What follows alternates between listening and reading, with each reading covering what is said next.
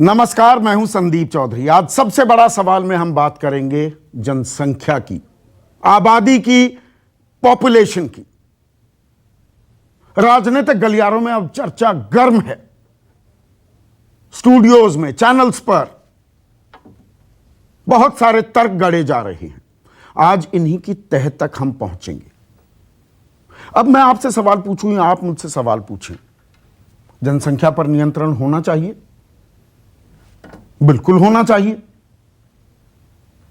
जनसंख्या क्या समस्या है? सीधा सवाल आपसे पूछूं, आप कहेंगे हां बिल्कुल समस्या है, पर यह सरलीकरण है, यह बहुत ही ज्यादा सरलीकरण है इस पूरे मुद्दे का, क्योंकि हम बहुत ही जल्द भूल गए हैं कि पिछले कुछ सालों में हम इसी जनसंख्या की ताल ठोकते थे।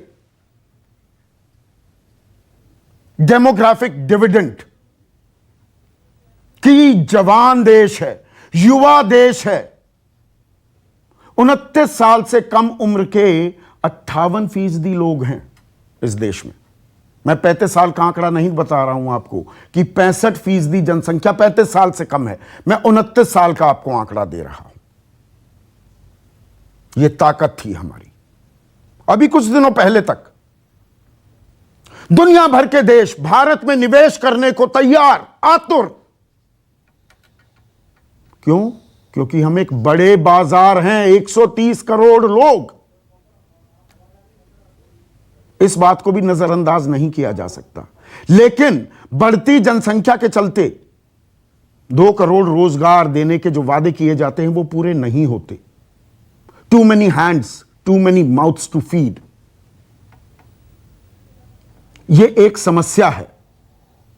तो जहां समस्या और ताकत दोनों चीजें सामने आ जाती हैं तो राजनीति हावी होती है। राजनीति हावी भी हो रही है। उत्तर प्रदेश में चुनाव होने वाले हैं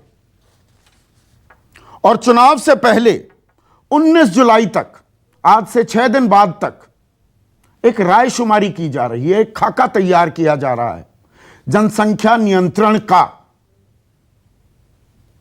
और उसमें आप सब लोगों के सुझाव मांगे गए हैं। फिर सरकार ये ड्राफ्ट विधि विभाग को, विधि आयोग को, लॉ कमीशन को सौंपेगी। अब इसमें क्या है कि अगर आपके पास 2 से ज्यादा बच्चे हैं तो आपको 77 सरकारी योजनाओं का लाभ नहीं मिलेगा। सरकारी सुविधाओं से आपको वंचित रहना होगा। सरकारी नौकरियां भी नहीं मिलेंगी। बहुत नौकरियां वैसे मिल रही हैं आजकल, पर अगर 2 से ज्यादा बच्चे होंगे तो आपको सरकारी नौकरियां नहीं मिलेंगी। प्रमोशन का भी मौका नहीं मिलेगा। निकाय चुनाव लड़ने पर रोक। सरकारी कर्मचारियों को एक शपथ पत्र देना होगा। सरकारी नौकरियों में इंक्रीमेंट, प्रमोशन, आवासीय योजनाओं में जिन लोगों के सिर्फ 2 बच्चे हैं उन्हें छूट मिलेगी। पानी, बिजली, हाउस टैक्स, होम लोन में भी छूट मिलेगी। एक बच्चे पर नसबंदी कराने वालों को विशेष सुविधा मिलेगी। एक बच्चे पर 20 साल तक आपको मुफ्त इलाज दिया जाएगा। नसबंदी करवाने पर बेटे के लिए 80,000 रुपए और बेटी के लिए एक मुश्त 1 लाख रुपए दिए जाएंगे। तो ये अपने आप में ऐसी बातें हैं, इस पर कोई वाद विवाद हो ही नहीं सकता। लेकिन वाद विवाद क्यों हो रहा है? कहीं ना कहीं जो ये समस्या प्लस ताकत है, इसे हिंदू मुसलमान भी किया जाता है हमारे देश में। और हमें यह समझने की जरूरत है कि यह समस्या आगे तक कितनी बढ़ेगी। अरे 2100 तक, 2100 तक, अभी हम 138 करोड़ के करीब बताए जा रहे हैं। हम तो 200 करोड़, 250 करोड़, 300 करोड़ हो जाएंगे। इसमें एक होता है टोटल फर्टिलिटी रेट, प्रजनन दर। यह अगर 2.1% हो तो जनसंख्या बरकरार रहती है। मतलब इसको रिप्लेसमेंट रेट भी कह सकते हैं। जितने लोगों की मौत हो रही है उतने ही लोग पैदा भी हो रहे हैं।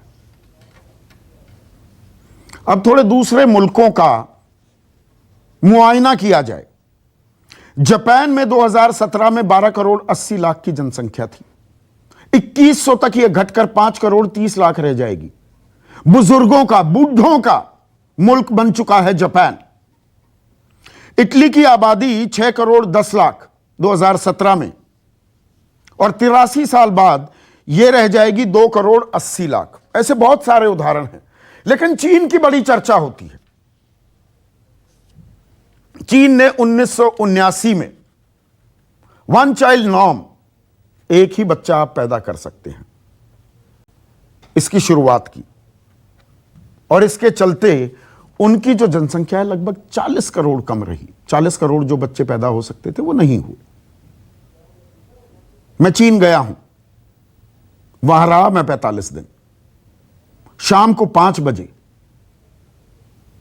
वहां बड़ा ही एक मार्मिक दृश्य देखने को मिलता है। कहीं भी चले जाइए चीन में, बुजुर्ग लोग पेवमेंट्स पर खाली कर दी जाती हैं। नाच गाने का उनके लिए आयोजन होता है, वो नाचते गाते हैं, बैठते हैं, चाय पीते हैं। क्यों? एक चाइल्ड नॉर्म के चलते उनका जो इकलौता बच्चा होता है या बच्ची होती है, वो बाहर मुल्क चले गए या कहीं और नौकरी कर रहे हैं, मां बाप अकेले में पड़े। ये चीन का दृश्य है। सदी के आखिर तक चीन की आबादी घटकर 73 करोड़ रह जाएगी। और चीन ने क्या किया? 2016 में सेकेंड चाइल्ड पॉलिसी की, 2 बच्चे करो, और मई 2021 में, अभी 2 महीने पहले, उन्होंने 3 चाइल्ड पॉलिसी कि 3 बच्चे करिए भाई, यह लागू कर दी। अब आते हैं हिंदू मुसलमान के सवाल पर। उसके आने से पहले भारत का भी मैं बता दूं, जैसे हम हैं और हमारा प्रजनन दर जो है वो लगातार घटता जा रहा है, 2.1 के नजदीक आ रहे हैं, और 2060 जब हमारी आबादी 1 करोड़ 165 करोड़ हो जाएगी, उसके बाद ये गिरने लगेगी और 145 करोड़ रह जाएगी।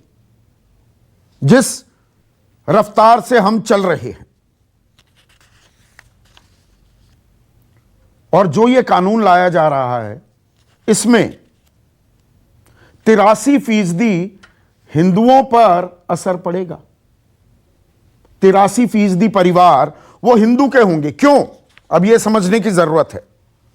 वही प्रजनन दर की बात करें तो 92-93 में नेशनल फैमिली हेल्थ सर्वे ने, सरकारी सर्वे है, प्रजनन दर हिंदुओं में 4.3 था और मुसलमानों में 4.41। ज्यादा था मुसलमानों में, इस बात को कोई कॉन्टेस्ट नहीं कर रहा। लेकिन 2015-16 में यह गिरकर हिंदुओं के लिए 2.13 और मुसलमानों के लिए 2.6 आ गया। और यह दरअसल हिंदू मुस्लिम समस्या, हिंदू मुसलमान समस्या के बजाय यह गरीब अमीर की ज्यादा बड़ी समस्या है। जो जितना गरीब, वहां पर बच्चे ज्यादा पैदा हो रहे हैं। मेरे ही न्यूज रूम में, हिंदू हो या मुसलमान, और काफी साल हो गए, कई न्यूज रूम्स का मैं हिस्सा रहा हूं, 2 से ज्यादा बच्चे कोई पैदा नहीं कर रहा। मेरे ही जो मुस्लिम मित्र हैं, 2 से ऊपर 1 के भी बच्चे नहीं हैं। बहुतेरों के तो सिर्फ 1 बच्चा है।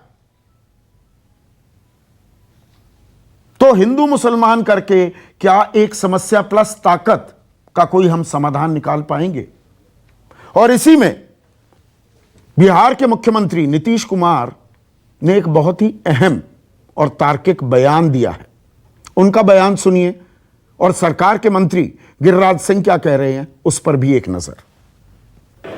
जो राज्य जो करना चाहे अपना करे, लेकिन हमारा बहुत साफ साफ ओपिनियन, जनसंख्या नियंत्रण के लिए अगर आप सिर्फ कानून बना करके कोई उसका उपाय करेंगे, ये सभी ठीक से संभव नहीं है जी। आप जरा चाइना का पता कर लीजिए, 1 से 2 किया, अब 2 के बाद भी क्या हो रहा है, तो आप देख लीजिए स्थिति, कहीं भी किसी देश का हालचाल देख लीजिए। ये सबसे बड़ी चीज है कि जब महिलाएं पूरे तौर पर पढ़ी रहेंगी तो इतनी जागृति आती है, इतना कॉन्शसनेस होता है कि अपने आप प्रजनन दर घटेगा। हम दुनिया की आबादी का 20% व्यवहारिक में हमारी आबादी हो गया है, जमीन 2.5%, इसलिए इसे सामाजिक समरसता और विकास दोनों के नज़रिए से देख करके इस पर काम करने की जरूरत है। इसीलिए योगी जी की सरकार को धन्यवाद देता हूँ। और इसमें एक और अहम बात है, विश्व हिंदू परिषद, लगातार उनके बयान आते हैं जनसंख्या को लेकर। अब उन्हीं के कार्यकारी अध्यक्ष आलोक कुमार कहते हैं कि जी, और चिट्ठी लिख दी है उत्तर प्रदेश सरकार को, एक बच्चे वाली सरकारी कर्मचारियों के लिए तोहफे का जो प्रावधान है ये बहुत खतरनाक है। विश्व हिंदू परिषद अब इसे खतरनाक कह रहा है। ऐसे में आज का सबसे बड़ा सवाल, जनसंख्या कानून देश हित या चुनावी हित? और जनसंख्या नियंत्रण पर हिंदू मुसलमान क्यों? ऐसा ही कानून हिमंता बिस्वा शर्मा भी ले आए हैं असम में, और वो सीधे कहते हैं कि देखिए, आप आंकड़े देख लीजिए, जनसंख्या में ज्यादा इजाफा मुसलमानों की हो रहा है, इसीलिए हमें जनसंख्या नियंत्रण कानून लाना पड़ रहा है। चर्चा में मेरे साथ बीजेपी के राष्ट्रीय प्रवक्ता आरपी सिंह, कांग्रेस के वरिष्ठ नेता आचार्य प्रमोद कृष्णम, जेडीयू अहम घटक है मोदी सरकार की, अब केंद्र में भी इनके मंत्री हैं, इनके अध्यक्ष मंत्री बन गए हैं, उनके महासचिव केसी त्यागी मेरे साथ हैं। और हम थोड़ा सा 1975 में भी चलेंगे, नसबंदी के दौर में, हम दो हमारे दो के दौर में, तब ये पॉलिटिकल हॉट पोटैटो था, बड़ी मुखालफत हुई। आज स्वागत की बात हो रही है। अनिल चौधरी हैं, पॉपुलेशन कंट्रोल एक्सपर्ट हैं, और स्टूडियो में मेरे साथ मेरे सहयोगी सुकेश रंजन। तो आरपी सिंह, जनसंख्या नियंत्रण, इस पर जो ये चर्चा इतनी गर्म हो गई है, ये देश हित में हो रहा है या चुनावी हित है कि भाई चुनाव होने वाले हैं उत्तर प्रदेश में, तो चुनाव के लिए कुछ तो चाहिए, तो जनसंख्या नियंत्रण को पेश कर दिया जाता है? संदीप भाई, आपके शो में अगर राजनीतिक चर्चा ना हो तो आपके शो में आनंद नहीं होता। आपको तो हर विषय पे राजनीतिक कोई ना कोई चीज ढूंढनी है। देश हित की बात हो तो भी आपने राजनीतिक विषय उसमें से निकालने। आपका स्वागत है इस विषय पे कि आपने उसमें से राजनीतिक डिमेंशन ढूंढ लिया कि ये देश हित की जो बात है जनसंख्या नियंत्रण की, उसमें आपने ये लिया है कि चुनाव के कारण से या बिना वजह देश हित में लाया जा रहा है, अब चुनाव हित में लाया जा रहा है। मैंने आपकी पूरी जो आपने ब्यौरा दिया शुरू में, जिस प्रकार से चाइना का, इटली का, जापान का, और बाकी सारे विषय आपके ध्यान में लाए, परंतु आपने अपनी बातचीत में ये भी बताया कि किस प्रकार से चाइना ने अपनी पॉलिसी समय समय में बदली है। पहले पूरी छूट थी, फिर 1 हुआ, फिर 2 हुआ, फिर 3 हुआ, जरूरत पड़ेगी फिर वापस से 2-1 फिर वापस हो सकता है। ये तो एक डायनेमिक स्थिति के हिसाब से क्या परिस्थिति कैसे है, कैसे उनकी संसाधन कितने हैं, उन संसाधनों में कितना मैनेज करते हैं, एक प्रोजेक्शन करते हैं संसाधनों का, इतने संसाधनों में हम इतना कर पाएंगे, 10 साल में इतने संसाधन और बढ़ेंगे या कम होंगे, उसके अनुसार वो चिंता कर रहे हैं। परंतु मैं चाइना का विषय नहीं जाता कि चाइना एक बड़ा कंट्रोल्ड स्टेट है, वहां पे वो जो मर्जी कानून, जैसे मर्जी कानून ला सकते हैं और आप वहां घूम आ सकते हैं, परंतु आप वहां पर अंदर की खबर नहीं ला सकते। आप घूम सकते हैं वहां पर, आप वहां पर बड़े मार्मिक दृश्य भी सकते हैं, परंतु चाइना के अंदर क्या परिस्थिति है, वहां लोकतंत्र कितना सजीव है, वहां पर किस प्रकार से मुसलमानों को एक अच्छा शब्द नहीं है, एक जड़बा जैसी जगह पे रखा हुआ, एक जैसे एक जगह पे बंद करके रखकर उनको किस प्रकार से नजरबंद कर उनके ऊपर किस प्रकार के अत्याचार भारत पर आते हैं ना, तो ये देश हित में आप कह रहे हैं? कोई भी व्यक्ति जो थोड़ा बहुत भी देश हित की बात करेगा, बिल्कुल देश हित में। इसमें तो आपको पता नहीं क्यों संशय है कि देश हित में नहीं है। नहीं, संशय तो मेरा काम है, मैं पत्रकार हूं, तो पूरे देश में कानून लागू क्यों नहीं होता जनसंख्या नियंत्रण का? उत्तर प्रदेश में ही क्यों, पूरे देश में लागू कीजिए ना।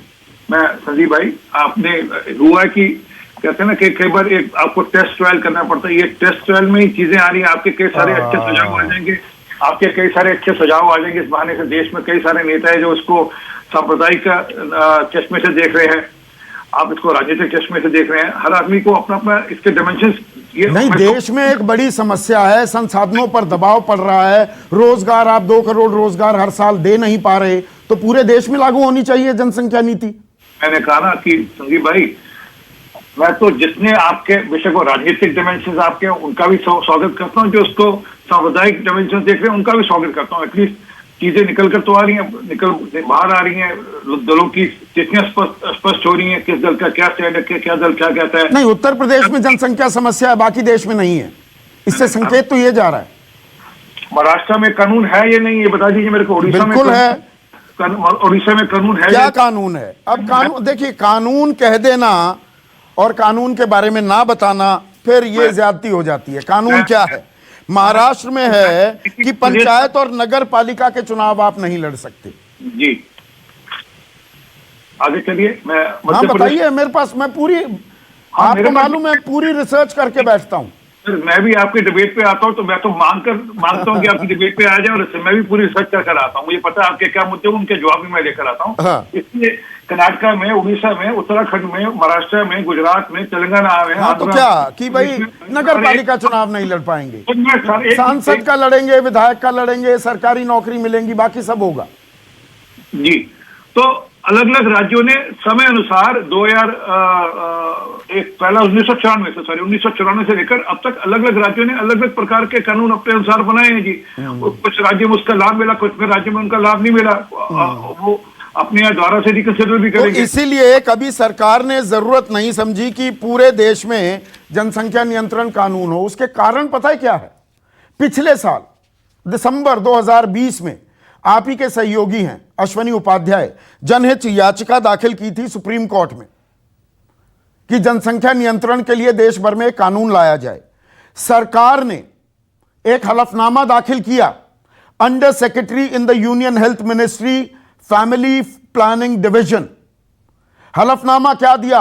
अनइक्विवोकली, बिना किसी लार लपेट, सरकार अगेंस्ट कोअर्शन इन फैमिली प्लानिंग। कोई जोर जबरदस्ती नहीं होगी, कोई दबाव नहीं बनाया जाएगा।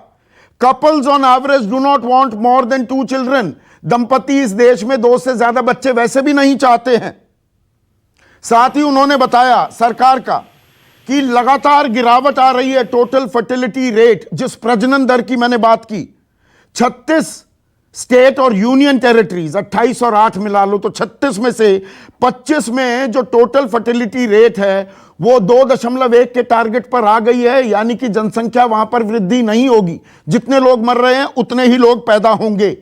यह सरकार का हलफनामा है। जी धन्यवाद, धन्यवाद। मैं आप ही की बात आगे बढ़ाता हूँ ना।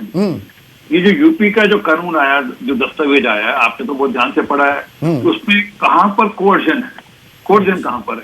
इंसेंटिवाइज किया है, आपको इंसेंटिव मिल रहे हैं, जहाँ आपको डिसेंटिवाइज करे। कोर्जन तो कहीं नहीं, बंदूक की जरूरत कुछ नहीं हो रहा। जैसे इमरजेंसी में हुआ था कि उठा के ले गए थे आधी रात को, और फिर जबरदस्ती होता था काम। मैं उसमें नहीं जाना चाहता, परंतु ये तो इंसेंटिवाइज किया ना। आप ये करेंगे तो ये आपको लाभ मिलेगा, ये करेंगे तो ये लाभ मिलेगा, आपको ये एडवांटेज होगा, ये डिसएडवांटेज हाँ, होगा। जैसे अभी पूरे लाभ मिल रहे हैं ना, लोगों की नौकरियां लग रही हैं कि नौकरियों में जी इंक्रीमेंट, प्रमोशन, सरकारी आवासीय योजनाओं में छूट। कितनी सरकारी नौकरियां लगी हैं उत्तर प्रदेश में पिछले 4.5 साल में? जी धन्यवाद। मैं इस बात कहनी कि सरकारी नौकरी मिलनी, इस बात का कि सरकारी नौकरी मिलने पर आपको क्या लाभ मिलेगा, क्या लाभ नहीं मिलेगा। आपको अगर अच्छा, सरकारी नौकरी मिले ना मिले वो अलहदा है, पर सरकारी नौकरी होगी, 2 बच्चे से ज्यादा हैं तब लाभ नहीं मिलेगा, ये कर दिया। सरकारी नौकरी सुनिश्चित नहीं हो रही है। जी धन्यवाद अगेन। पर संदीप भाई, ये एक मसौदा है, ये ड्राफ्ट है, ये कोई फाइनल बिल नहीं आ गया। उस पर आपका प्रोग्राम में जो आप चर्चा हो रही है, ये भी सुझाव के नाते से जाएंगे। ये आप यूपी सरकार आपके प्रोग्राम को सीरियस लेती है, आपके यहाँ जो चर्चा आएगी उसको भी सुझाव के नाते से लेंगे ना जी। तो इसमें मसौदे में क्या क्या और सुधार हो सकते हैं, क्या क्या और अच्छी चीजें जोड़ सकते हैं, या इसमें कोई ऐसी चीजें जिसका वजह से दिक्कत होती है, उसकी चर्चा होगी। चर्चा करने में क्या नुकसान है?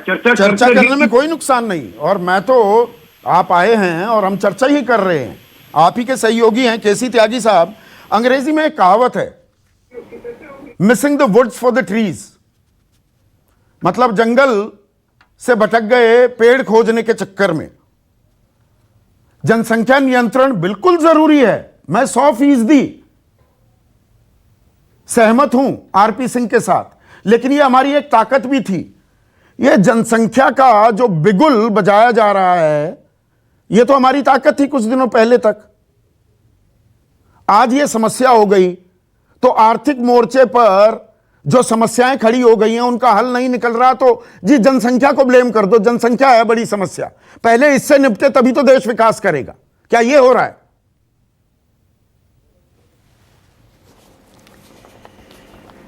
संदीप जी, मैं आपसे और आरपी सिंह जी से भी 2 कदम आगे जाना चाहता हूं। भूख से हर मिनट 11 लोगों की मौत हो रही है इस समय। ये एक सरकारी विदेशी आंकड़ा है। और फूड क्राइसिस जो है, FAO के फूड एंड एग्रीकल्चर जो ऑर्गेनाइजेशन है रोम का, उसके मुताबिक पूरी दुनिया में, साउथ एशिया जिसमें आप भी हिस्सा हो, हंगर इंडेक्स जो है बढ़ने वाला, भूख से मौतें होने वाली है। बीच में मैं अपना प्रिय विषय भी इसमें डाल दूं, अगर भारत के किसानों ने बगैर सरकारी इंसेंटिव के भी इतने ऊंचे पैमाने पर उत्पादन ना किया होता तो भारत में भी भूखमरी की समस्या पैदा होती। यद्यपि न्यूट्रिशन के हिसाब से बौने बच्चे हिंदुस्तान में पैदा हो रहे हैं, अंडर वेट हो रहे हैं, और पैदा होने और 5 साल के बीच में जो नवजात शिशु का मृत्यु दर है वो दुनिया में काफ़ी बड़ा है। इसके साथ मैं अपनी बात शुरू करना चाहता हूँ। जनसंख्या बढ़ी हुई देश के लिए, दुनिया के लिए बहुत बड़ी चुनौती है, और खाद्य संकट का मैंने आपसे जिक्र किया। लेकिन एक तो ऐसे कानूनों को चुनाव से, जात मजहब से दूर रखना चाहिए। नहीं रखा जा रहा जो है क्या? इंसेंटिव यूपी सरकार ने जो इंसेंटिव की घोषणा की है, मैं उसकी भूरी भूरी प्रशंसा करता हूं। बल्कि उसमें ये और ऐड करना चाहता हूं कि कम से कम 15% का रिजर्वेशन सरकारी नौकरियों में, गैर सरकारी नौकरियों में 2 बच्चे पैदा करने वालों का होना चाहिए। प्रमोशन में भी 15% का रिजर्वेशन होना चाहिए। 2 बच्चे वाले को इकोनॉमिक और मोरल इंसेंटिव भी देने चाहिए ताकि लंबी लाइन 2 बच्चे वालों की लग जाए। इसके बाद मैं ये कहना चाहता हूं कि जो ड्राफ्ट के अंदर आपने कर दिया कि हम ये तो सब काम कर ही रहे हैं, लेकिन we want to ensure that there is a population balance among the various communities.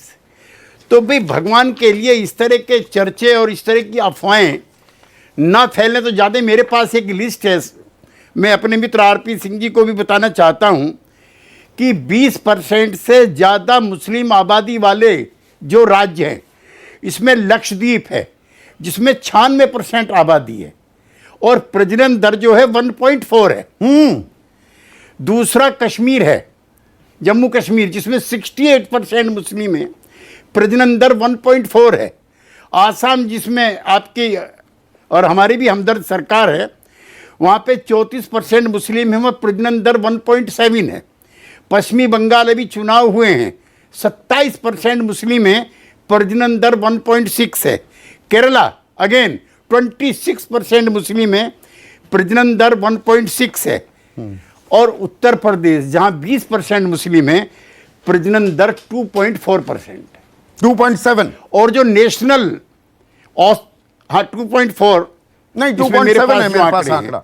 और जो राष्ट्रीय औसत है, आप सही हैं, चलिए मैंने मान लिया, और जो राष्ट्रीय औसत है वो 1.8 है प्रजनन दर का। यानी कि मुस्लिम बाहुल बस्ती वाले इलाकों में भी जो उनके राज्यों की प्रजनन दर है वो नेशनल एवरेज से कम है। तो एक तो भगवान के लिए ये प्रचार बंद कीजिए कि मुसलमान ज्यादा बच्चे पैदा कर रहे हैं। और मैं ये बहुत जिम्मेदारी से कह रहा हूं, मूल समस्या पर आता हूं। केसी त्यागी साहब, एक सेकंड, आंकड़ों में जी दर्शक कंफ्यूज हो जाता है। ये समस्या हिंदू मुसलमान की है या ये अमीरी गरीबी की है समस्या? नेशनल फैमिली हेल्थ सर्वे क्या कहता है? मैं एक second sir, national family health survey 2015-16, 89% औरतें और 92% मर्द जिनके 2 बच्चे हैं वो तीसरा बच्चा नहीं चाहते। पर इसमें एक बड़ा पर है, उन 2 बच्चों में से कम एक लड़का होना चाहिए। यह साक्षरता, पढ़े लिखे होने का और गरीब अमीर के फर्क की बात आ रही है।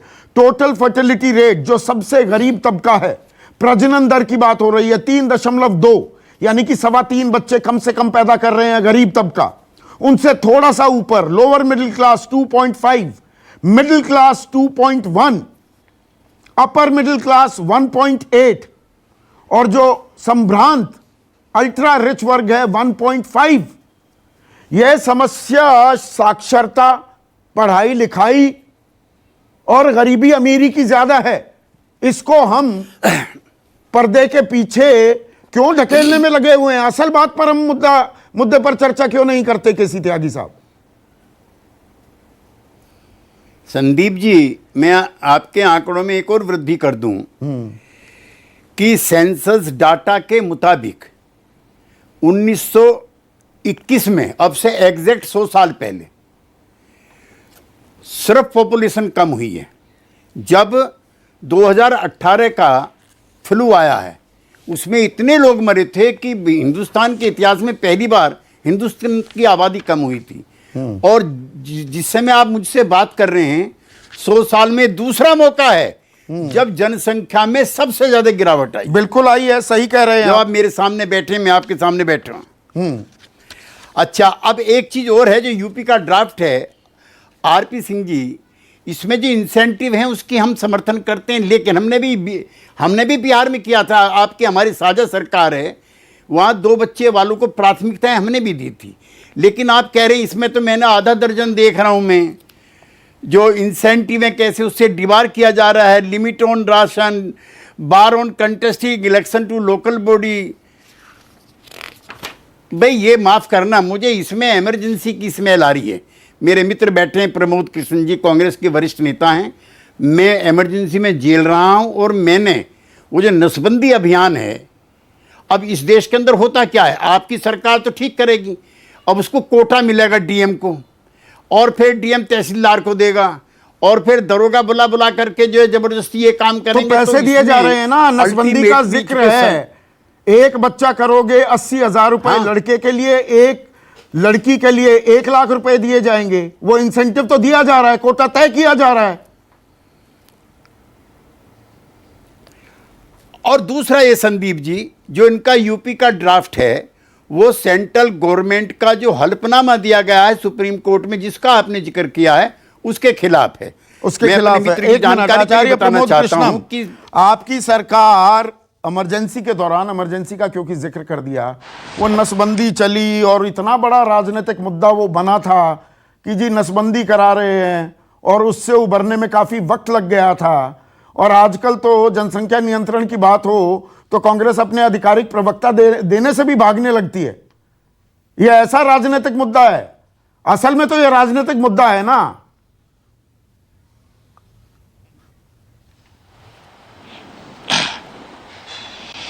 संदीप जी देखिए, इसके 4 पहलू हैं। एक है पारिवारिक पहलू, एक है सामाजिक पहलू, एक है राजनीतिक पहलू, एक है आर्थिक पहलू। आर्थिक पहलू और सामाजिक पहलू पर बहुत ही गंभीरता से, संजीदगी से केसी त्यागी जी ने पक्ष रखा है। और मैं समझता हूं केसी त्यागी जी ऐसे विद्वान प्रवक्ता हैं वर्तमान राजनीतिक परिदृश्य में भारत के जो बहुत ही संजीदगी से बात रखते हैं, और उन जैसे बहुत कम लोग हैं। खैर, अब मैं राजनीतिक विषय पर आना चाहता हूं, क्योंकि जितना आर्थिक पहलू को उन्होंने उस पर रोशनी डाली है उससे ज्यादा डाली नहीं जा सकती। और आपने भी बहस की शुरुआत बहुत ही सारगर्भित तरीके से की है, आपका आभार। अब मैं बीजेपी के राष्ट्रीय प्रवक्ता बैठे हैं, मैं पूछना चाहता हूं कि ये उत्तर प्रदेश की जो आबादी बढ़ी है ये एक समस्या है, ये बात ये कह रहे हैं, तभी तो कानून आ रहा। तो ये पता कब चला इन्हें? 17 में नहीं पता चला, 18 में नहीं चला, 19 में नहीं चला, 20 में नहीं चला, ये 21 में पता चला, और 6 महीने बाद चुनाव होगा। पहली बात कि पता कब चला, ये मुझे जवाब दे दें। दूसरी बात यह, क्या आबादी का बढ़ना, पॉपुलेशन का इंक्रीज होना, क्या उत्तर प्रदेश की ही समस्या है या इस देश की समस्या है? अगर ये केवल उत्तर प्रदेश की समस्या है तो भी ये जवाब देते हैं भाजपा के प्रवक्ता के हाँ साहब इसको उत्तर प्रदेश में ही लाया जाएगा।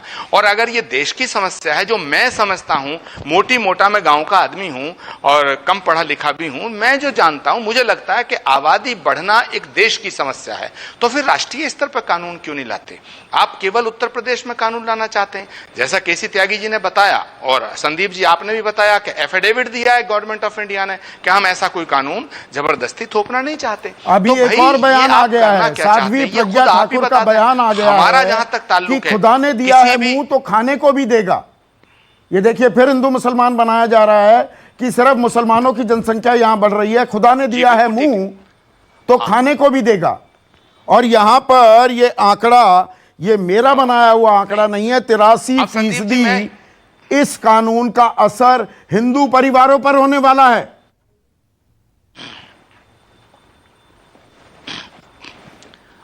नहीं, अब मैं संदीप जी अपनी एक बात कह के अपनी बात को पूरा करूंगा कि मैं ऐसा मानता हूं कि भाजपा अगर कोई देश हित में कानून लाना चाहती है और आबादी बढ़ना देश की समस्या है तो राष्ट्रीय स्तर पर कानून लाओ, हम स्वागत करेंगे। उत्तर प्रदेश में अगर आप आबादी को कंट्रोल करना चाहते हो हम स्वागत करेंगे।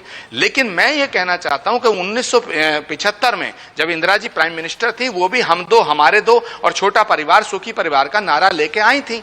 तो पहली बात तो अगर आप साफ दिल से इसको ला रहे हैं तो योगी जी को और बीजेपी को मैं धन्यवाद देना चाहता हूं, बधाई देना चाहता हूं कि आपने इंदिरा गांधी को फॉलो किया। हाँ, उसके इंप्लीमेंटेशन में जो प्रॉब्लम्स आई, जो केसी त्यागी जी ने इशारा किया, तो मैं आपसे आग्रह करता हूं जबरदस्ती कर रहे थे वो नसबंदी करते हुए इस कानून को उसका ध्यान रखें। मगर मेरे 3 सवाल हैं। हाँ।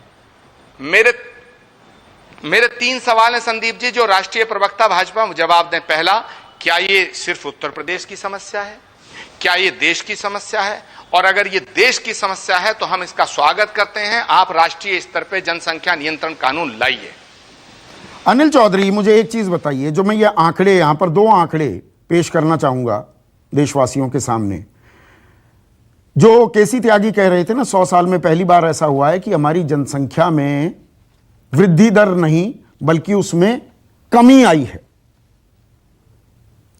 1991 से 2001 के बीच में जो हमारी ग्रोथ थी पॉपुलेशन में वो 21.54%, 21.5%। लेकिन 2001 से 2011 के बीच ये घटकर 17.64% हुई। तो जनसंख्या पहली बात घट रही है। क्या यह गलत आंकड़ा है? दूसरा, टोटल फर्टिलिटी रेट, प्रजनन दर की अगर हम बात करें तो मुसलमानों की 4.41 से गिरकर 2.62 पर आ गई और हिंदुओं की है 2.13। यानी कि मुसलमानों में प्रजनन दर में गिरावट 40.5% की है, हिंदुओं में प्रजनन दर में गिरावट 35.5% की है। गलत आंकड़ा तो नहीं दे रहा मैं? आंकड़े आपके सही है कि इस दशक में ये ऐसा पहला समय है 100 वर्ष बाद कि जहां आबादी में गिरावट देखी जा रही है। जहां तक टीएफआर वाला विषय है, टीएफआर वाला विषय वहां ठीक था यदि हमारी आबादी 50 करोड़ होती, लेकिन हम 50 करोड़ नहीं है, हम लगभग 150 करोड़ होने की ओर अग्रसर हैं। इसलिए अगर थोड़ी भी बढ़ोतरी अगर होती है तो यह बहुत बड़े आंकड़े में जाता है। लेकिन जहां तक उत्तर प्रदेश की बात है, मैं सभी पैनलिस्ट से इस बात से सहमत हूं कि यह विषय मात्र उत्तर प्रदेश का नहीं है, बल्कि ये राष्ट्र का विषय है और ये पूरे देश में ऐसी नीति आनी चाहिए। लेकिन 1 मिनट में मैं एक बात आपसे कहना चाहूंगा, इसलिए नहीं कि राजनीतिक कारणों से कुछ लोग दूसरी बातें कहीं, मैं वह नहीं कहूंगा, बल्कि जो फैक्ट है वो आपके सामने रखना चाहूंगा। पहली बात ये कि जब हम एक बच्चे नीति की बात कहते हैं, इस ड्राफ्ट में जो कुछ भी लिखा है, मुझे लगता है कि यह मुख्यमंत्री जी ने ड्राफ्ट शायद देखा नहीं है, ये अधिकारियों का बनाया हुआ ड्राफ्ट है या यहां वहां से उठा लिया किसी के द्वारा प्रेजेंटेड ड्राफ्ट है। जब हम ये कहते हैं कि एक बच्चा पैदा करने पर हम लोग मेडिकल फैसिलिटी देंगे, हम एएमआई और एम्स में एडमिशन के लिए, आईआईएम में एडमिशन के लिए, प्लॉट खरीदने पे उसमें टैक्स में, करों में दूसरी छूट देंगे, तो जब हम ये बात कहते हैं तो ये बात समझने की है। एक बार पहले भी आपने ये बात कही थी कि गांव में जो स्थितियां हैं, समाज को हम कहां ले जाना चाहते हैं। एक माता एक पिता, 2 लोग अगर एक संतति उत्पन्न करने के लिए हम लोग इंसेंटिव्स देंगे, ऐसा ना हो कि कहीं समाज एक बेटे के बाद एक बच्चे की ओर चल पड़े और कमोबेश 90% लोग इस देश के इस इंसेंटिव के कारण, इस लालच के कारण, इस राशन फैसिलिटी के कारण, दूसरी सुविधाओं के कारण कहीं एक बच्चे की ओर ना चल पड़े और इससे भविष्य में रिश्ते समाप्त हो जाएंगे, इससे और भी दिक्कतें आएंगी, बहुत सारी समस्याएं, जो असंतुलन मेरा मतलब कई प्रकार का असंतुलन है, वो खड़ा हो जाएगा परिवारों में भी। नहीं, जागरूकता फैलाने से, 1 मिनट अनिल चौधरी, क्योंकि आप एक्सपर्ट हैं इस फील्ड के, हमने एक international conference on population development 1994 की इस संधि पे हमने दस्तखत किया हुआ है कि कोई दबाव नहीं डाला जाएगा, no coercion in family planning. पहली बात तो जनसंख्या नियंत्रण पर कानून लाना है, पूरे देश में होना चाहिए। उसके ऊपर उस पर क्या दबाव बनाए जाएंगे और उन दबाव का क्या बेजा इस्तेमाल नहीं होगा, कानून किस तरह से लागू होगा। और उससे बेहतर जो सारी स्टडीज हैं वो ये बताती हैं लोगों को शिक्षित करोगे, लोगों के पास रोजगार होगा। मैंने क्यों उदाहरण दिया कि मेरे न्यूज रूम में किसी के पास 2 से ज्यादा बच्चे नहीं है, यह एक हकीकत है। यह बात सही है। और जहां तक मैंने जो एक बच्चे नीति की बात कही थी वह बहुत खतरनाक है। हम 2 बच्चे की नीति बना सकते हैं, बनाना चाहिए, उस पर कानून बनाना चाहिए। कैसी बात लगे बात वह नहीं है। जहां तक इंसेंटिव से ऊपर हमने कोई इंटरनेशनल ट्रीटी की हुई है वो राष्ट्र हित से बड़ी नहीं हो सकती। अभी प्रमोद कृष्णम जी ने कहा कि पूरे देश भर में इस विषय पे कानून आना चाहिए, मैं उनके साथ हूं, इस विषय पे निश्चित रूप से साथ हूं। बिल्कुल, पूरे देश में कानून आना चाहिए। एक मिनट, अब मैं सिक्के का दूसरा पहलू पर। सुकेश देखिए, 2-3 साल पहले तक डेमोग्राफिक डिविडेंड, 5 ट्रिलियन इकोनॉमी, अच्छे दिन आने का वादा, 2 करोड़ रोजगार। अब ये कोरोना काल के चलते क्योंकि अर्थव्यवस्था डगमगा गई है तो एक इजी स्केपगोट ढूंढा जा रहा है क्या कि जो जनसंख्या हमारी ताकत थी, दरअसल अरे भाई वो समस्या है, इस समस्या से इतने लोग हैं, इतना संसाधनों पर दबाव है, हम करें तो क्या करें। ये बड़ा आसान पॉलिटिकल नैरेटिव गढ़ा जा रहा है क्या? देखिए, उस दिशा में यह कदम सोचने को मजबूर इसलिए करता है क्योंकि हमारे प्रधानमंत्री डेमोग्राफिक डिविडेंड की बात एक बार नहीं कई बार कह चुके हैं। लेकिन 2019 में लाल किले के प्राचीर से उन्होंने यह भी कहा कि अपनी फैमिली को छोटा रखना दरअसल राष्ट्र प्रेम को दिखाना है, हमको छोटा रखना चाहिए। दोनों बातें सही हैं। ये कानून अगर सब कुछ इसमें सही है और वो ऐसे वक्त में आ रहा है, मैं आंकड़ों से बुलडोज नहीं करना चाहता क्योंकि बहुत सारे आंकड़े दिए गए हैं। हमारे यहां प्रजनन दर 2015-16 जो लेटेस्ट राष्ट्रीय परिवार स्वास्थ्य सर्वे जो है उसमें प्रजनन दर कितना है? 2.2। 2.1 हो तो आपकी जनसंख्या जस की तस रहेगी, जस की तस रहती है। तो ये इतना बड़ा इशू नहीं है जिसमें इतना बड़ा विवाद खड़ा हो जाए। 2060 तक हम जाएंगे, 165 करोड़ होंगे, फिर घटकर 145 करोड़ होंगे और थोड़े थोड़े और घटेंगे ही उसके बाद। अब उसके दूसरे पहलू पे चलिए। हम कह रहे हैं कि कोएर्शन नहीं है। कहां कोएर्शन है? कोएर्शन है ना।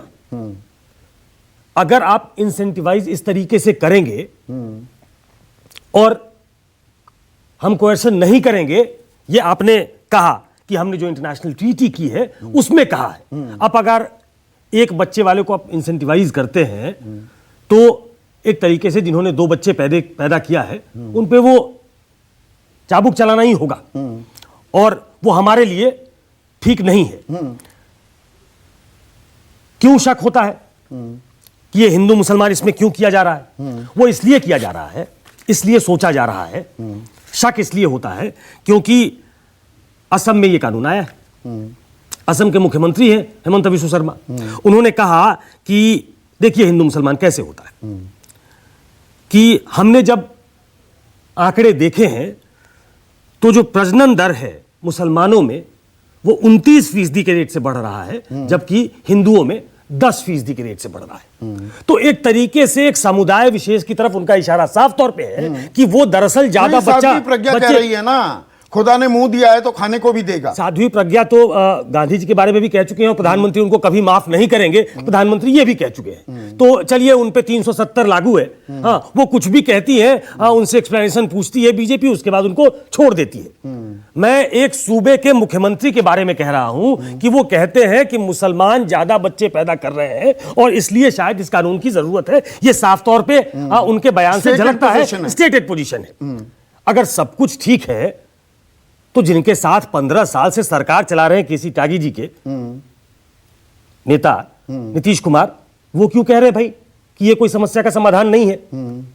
जब ये राष्ट्रहित में है तो नीतीश कुमार जैसा व्यक्ति जो 15 साल से मुख्यमंत्री रहा हो एक सूबे और बिहार जैसे सूबे का, वो क्यों कह रहा है ऐसा? क्योंकि उनको भी इसमें हिंदू मुसलमान की बू दिखाई दे रही और है। ये चुनाव से पहले हो रहा है, और क्या ये अपने आप में इत्तेफाक है? ये गुजरात में इसकी चर्चा होने लगना, उत्तर प्रदेश में भी हो रही है, उत्तर प्रदेश में इसकी चर्चा होने लगना। उत्तर प्रदेश में तो ड्राफ्ट सबके सामने आ गया है। गुजरात में अभी मना किया जा रहा है, लेकिन कहा जा रहा है गुजरात में भी आ जाएगा।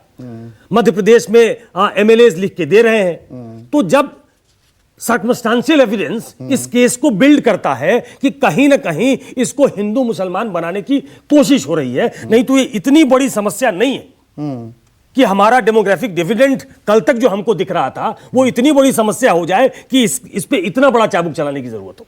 आरपी सिंह, ये सब कुछ, ये सर्कमस्टेंशियल एविडेंस की जो सुकेश बात कर रहे हैं, ये संयोग इत्तेफाक है? मध्य प्रदेश में मुस्लिम पॉपुलेशन कितनी है ये बता दीजिए, फिर आप उसको आप हिंदू मुसलमान के एंगल से देखिएगा जरूर।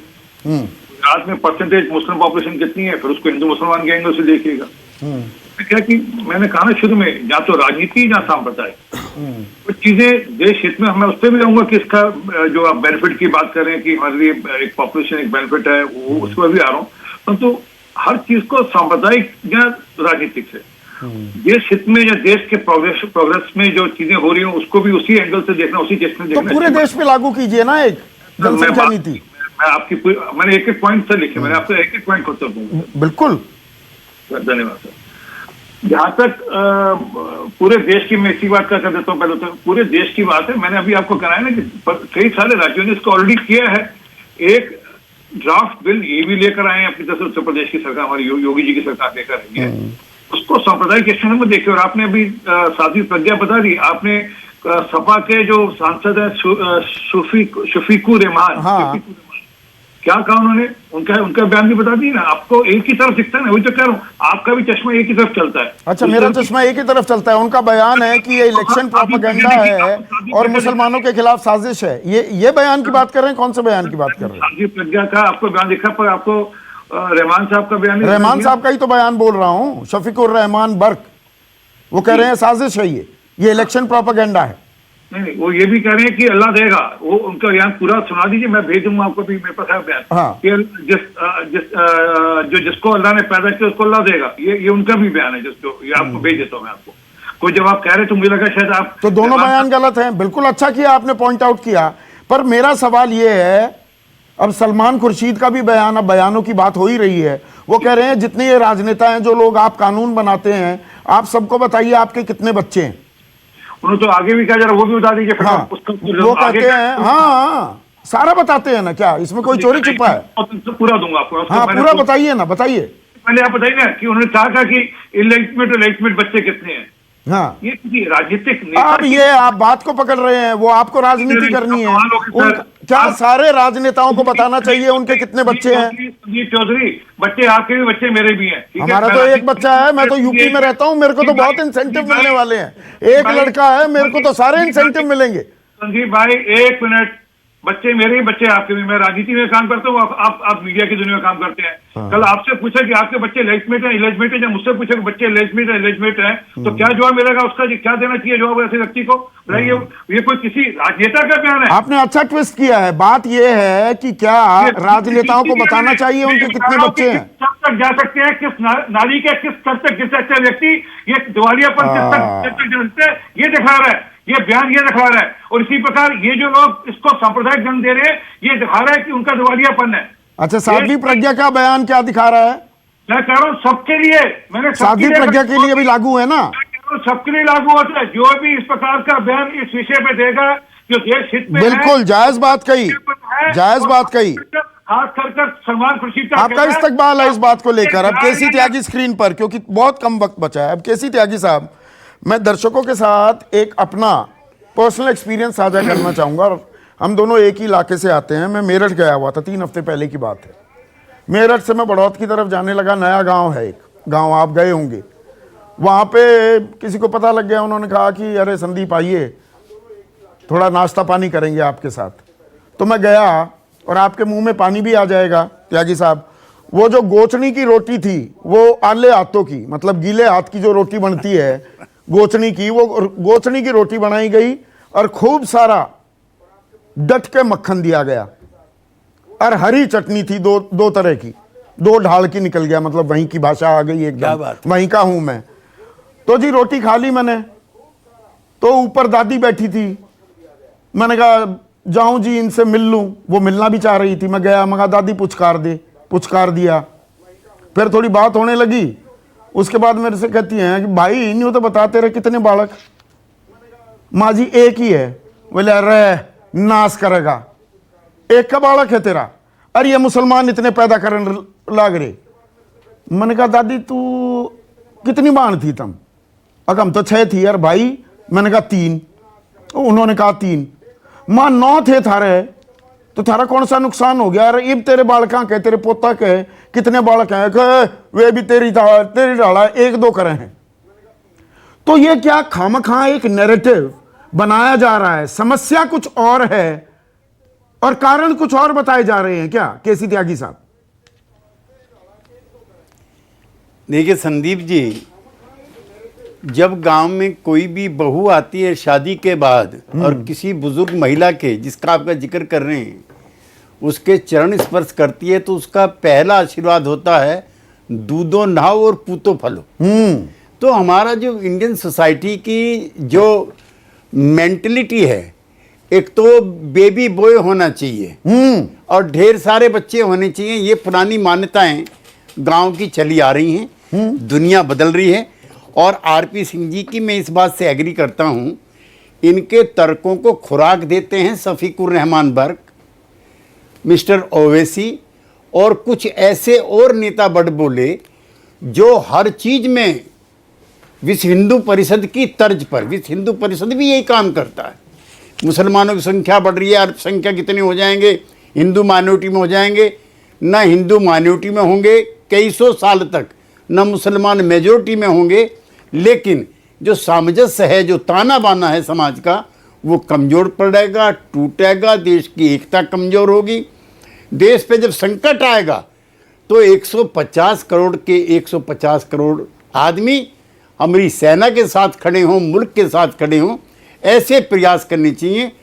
और ये अच्छा काम है, ये मैं इसको दिल की गहराइयों से इसका स्वागत करता हूं, लेकिन इसमें राजनीति नहीं होनी चाहिए। राजनीति नहीं होनी चाहिए, होती है ना सुकेश, लास्ट कमेंट, ये विभाजनकारी नीति ना बन जाए जो राष्ट्र हित की दरअसल एक नीति हो सकती है। आरएसएस के बयान आते हैं 10-10 बच्चे होने चाहिए, कम से कम 4 बच्चे पैदा करें हिंदू औरतें, ये साक्षी महाराज कहते हैं। गिरिराज सिंह वो कहते हैं हिंदुओं की घटती जनसंख्या से लोकतंत्र और राष्ट्रवाद को खतरा है। तो शफीकुर रहमान बर्क हों चाहे ये लोग हों, वो कोई देश हित की बात तो नहीं हो रही है। नहीं, इसीलिए कहता हूं ना कि इसमें राजनीति की बू साफ साफ नजर आती है। और उसमें जब अलग अलग पार्टियां अलग अलग लाइन लेकर उस लाइन को टो करती हैं, तो उस राजनीति को ज्यादा हवा मिलती है। नीतीश कुमार का यह कहना कि जिनको बनाना है बनाए, लेकिन मुझे यह समझ में नहीं आता है। उनके लिए जनसंख्या नियंत्रण का जो तरीका है वो दूसरा होता है। जागरूक कीजिए, पढ़ाइए लिखाइए, अवसर दीजिए नौकरी की, बिल्कुल, आय के संसाधन बढ़ाइए, तो जनसंख्या अपने आप कम हो जाएगी। पढ़ाइए, हाँ, पढ़ाइए, शिक्षित करिए और लोगों को एम्पावर करिए, उनके हाथ में पैसा हो, उनके हाथ में वो गरीबी से बाहर निकले। नहीं, तो जब आप आएंगे आप बताइए ना, होगा। आप और मैं, we are sailing in the same boat. आपके एक बच्चा, मेरे भी एक बच्चा, ठीक ठाक तनख्वाह भी कमाते हैं, आप 4-5 बच्चे अफोर्ड भी कर सकते हैं, करना भी चाहें तो उनको शिक्षा और सारी चीजें सहूलियत दे पाएंगे। नहीं, ये ईमानदारी की बात पूछ रहा हूं। नहीं, बिल्कुल नहीं। और आज की तारीख में जो पढ़ा लिखा वर्ग है वो ये समझता है कि वो क्या अफोर्ड कर सकता है। वो अपने 1 बच्चे या 2 बच्चे को अच्छे से पढ़ा लिखाकर समाज के लिए, देश के लिए एक ऐसा व्यक्तित्व खड़ा कर सकता है जो शायद आगे चल के देश हित में काम आए। वो ऐसा एक व्यक्ति या लड़का या लड़की गढ़ना चाहता है। तो ये मोटे तौर पे ये सभी समुदायों में हुआ है। इसीलिए जो आपने कहा, भाई हिंदुओं में 2.1 प्रजनन दर है और मुस्लिम में 2.6 है। पहले ये खाई बहुत यहां पर राजनीति हावी होने के बजाय दरअसल देश हित का ये मामला है, तो सभी को इसके बारे में सोचना चाहिए। हिंदू मुसलमान करने से कोई हल नहीं निकलेगा। ये समस्या भी है, ताकत भी है, दोनों को साथ लेकर ही चलना होगा। और ये अगर नीति है तो एक राष्ट्रीय स्तर की नीति क्यों ना आए, अलग अलग राज्यों में कुछ और नीति क्यों आ रही है, इस पर विचार कीजिएगा। नमस्कार। नमस्कार, मैं हूं मानक गुप्ता। अगर आपको हमारा ये वीडियो पसंद आया हो तो इसे लाइक और शेयर जरूर करें, और हाँ, हमें सब्सक्राइब और फॉलो करना ना भूलें ताकि आप देश और दुनिया की कोई खबर मिस ना करें। तो जुड़े रहिए हमारे साथ और देखते रहिए News 24।